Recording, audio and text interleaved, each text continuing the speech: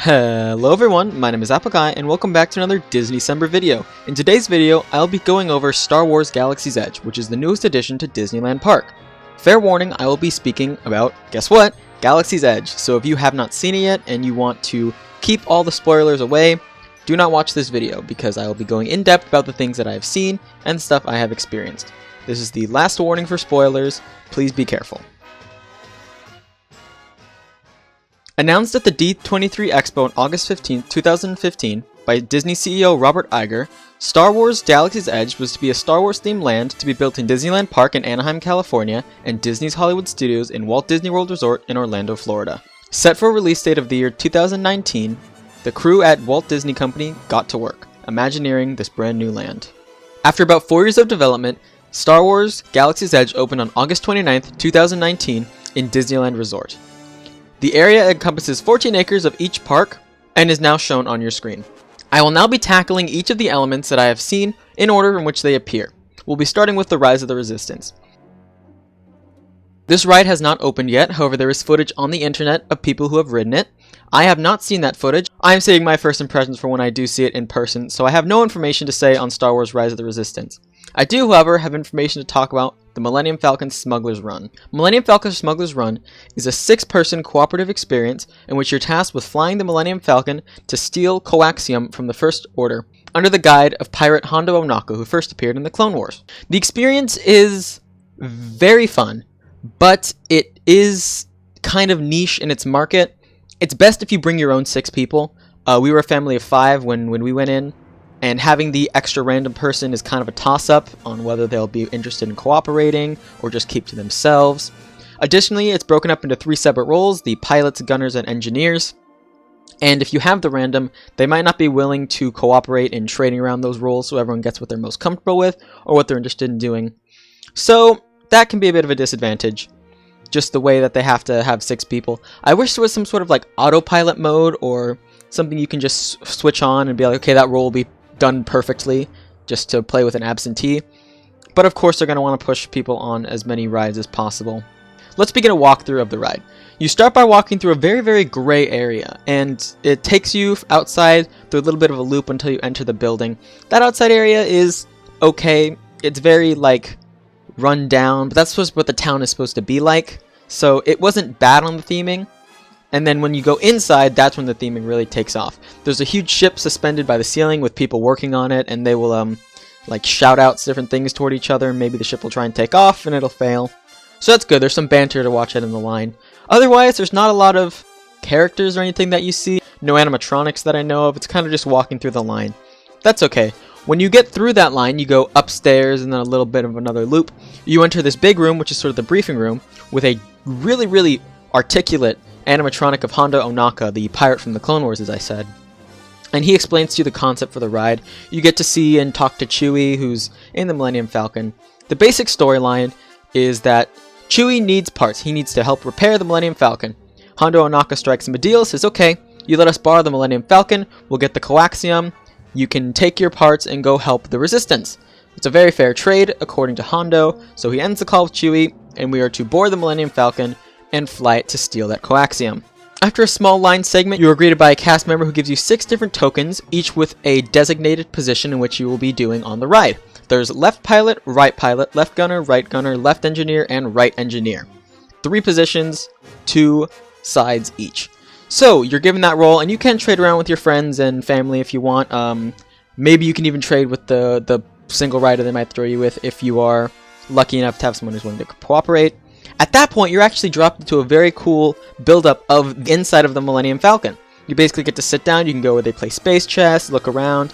Eventually they will call your call sign, which is a color. I had green and orange, so when they call out, green, you go up to them, they explain one more time, and then you get to do the walk into the actual cockpit of the Millennium Falcon, sit down, and that's when the ride really gets fun. You strap in, and then you receive instructions. It'll say, right pilot, click your button and flip your switch. And you do that, and all the lights turn on. Right? And then that's when you get up and you start flying. So the left pilot is in charge of the left and right movements. Right pilot goes up and down. The 2 gunners control the guns. And the engineers have a job to grapple onto the coaxium and also repair the ship when it gets damaged. Which, if you have bad-ish pilots happens a lot.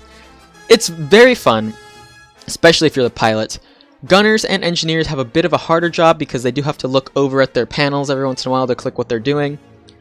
That wasn't too big to me. It was kind of big with some of the people I talked to in my family. They weren't a big fans of having to look to the side. They'd rather just focus right on. I thought it was a very fun ride. There's a special part that I want to mention where the right pilot gets to pull down a lever and let it go and launch into hyperspace. That was very cool. Just kind of a fun motion to do.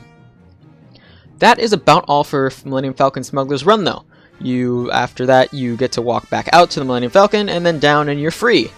That was pretty neat. On our way to our next locations, why don't we just go ahead and talk about the general theming of Star Wars Land. It's good.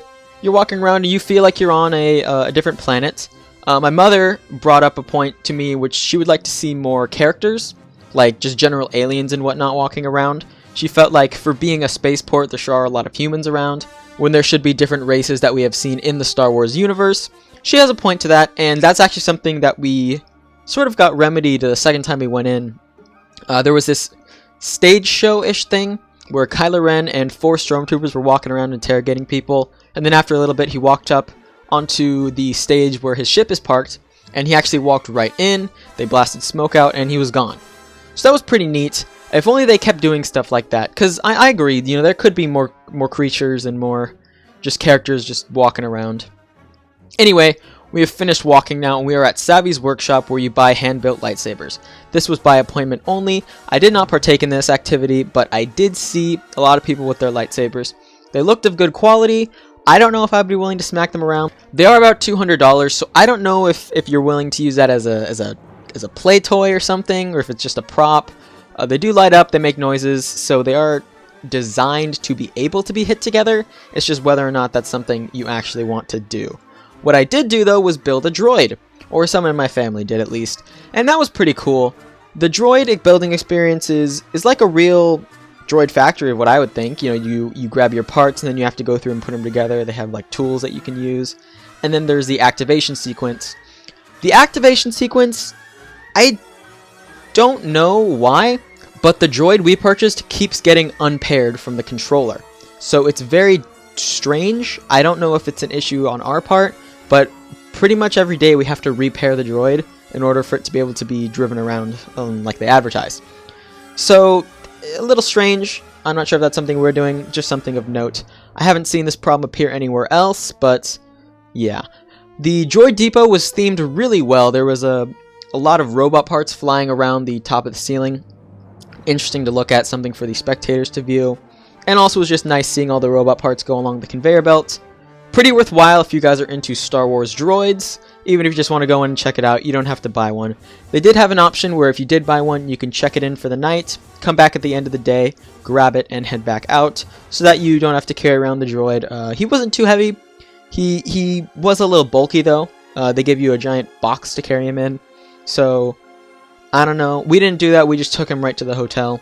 Overall, great experience and something that is definitely worth checking out. We have now reached the Disney dining / shopping area section thing. So there's basically this hallway that takes you back into sort of the outskirts of the town, which will eventually lead you into the Resistance area of Star Wars Galaxy's Edge. I did not purchase any food in Star Wars Galaxy's Edge. I did see some, though. Apparently they had the blue bantha milk, which sounds amazing. Not like tasty, but cool to see. Quick mention of Oga's Cantina.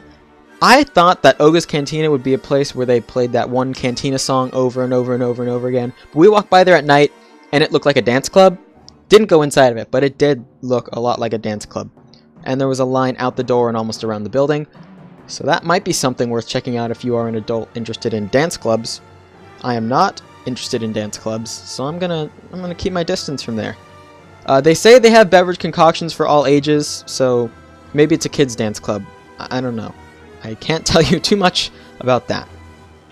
Docking Bay 7 food and cargo was a little circular area that you used to get back into the hallway with all the smaller shops.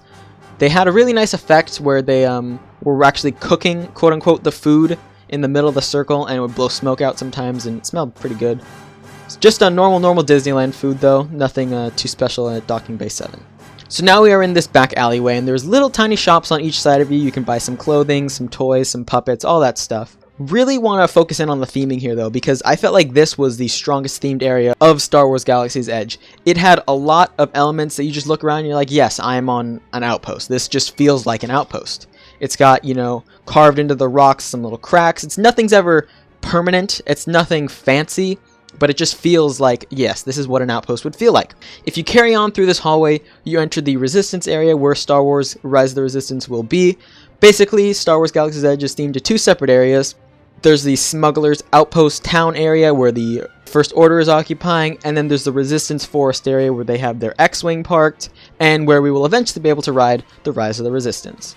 So yeah, that's about it for Star Wars Galaxy's Edge. In total, I think it was good. I enjoyed it. I don't believe that it was a flop. Many people said that it wasn't an amazing launch, which it might not have been. But I think it is worth checking out if you're there. The lines weren't terribly long from what I've seen. I believe that even if you're not the hugest fan of Star Wars, there are a lot of cool engineering feats there. So it's worth checking out, preferably during the day. I think the lights that they turn on may ruin the effect a little bit.